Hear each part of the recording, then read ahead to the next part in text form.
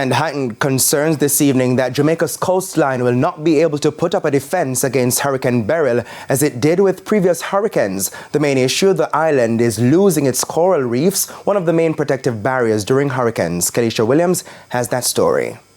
We were told high ocean temperatures are fueling Hurricane Beryl, making it one of the most dangerous storms to impact Jamaica.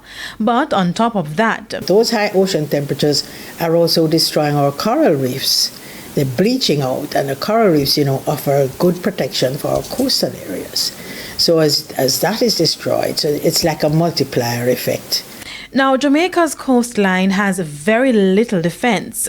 Currently, the island has about 13% coral coverage, meaning 80% of our coral reefs are gone. The bulk of the loss came from the 1960s due to hurricane damage, diseases, and climate change. This means coastal areas are even more vulnerable to destruction during Hurricane Beryl. Eleanor Jones is an international disaster management consultant. We have a lot more coastal development, and regrettably we have also removed a lot of what we call the ecosystem services, the natural protection, the mangroves, and as I said, the sea surface temperatures with the warming, so your coral reefs are destroyed, and the best protection that you have for a coastal area is a nice wide beach, open beach, because your coastal zone is the most dynamic of all your units, so to speak, your natural units.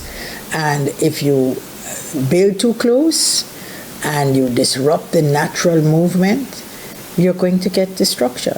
Further inland, we were told the wide-scale development and concrete cover means less land to soak away storm water, which intensifies flooding, especially in corporate areas. Ms. Jones is also hoping that apartment buildings, especially the newer developments, will pass the sustainability test should Hurricane Beryl impact the island severely. All of these units that are being built along the coast had better have some good contingency plans.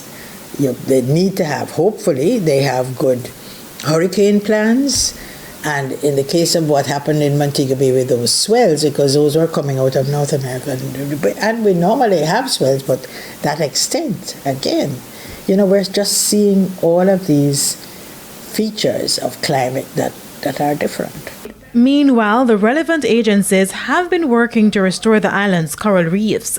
However, it's left to be seen how those initiatives will stand up against Hurricane Beryl. Kelisha Williams, TVJ News.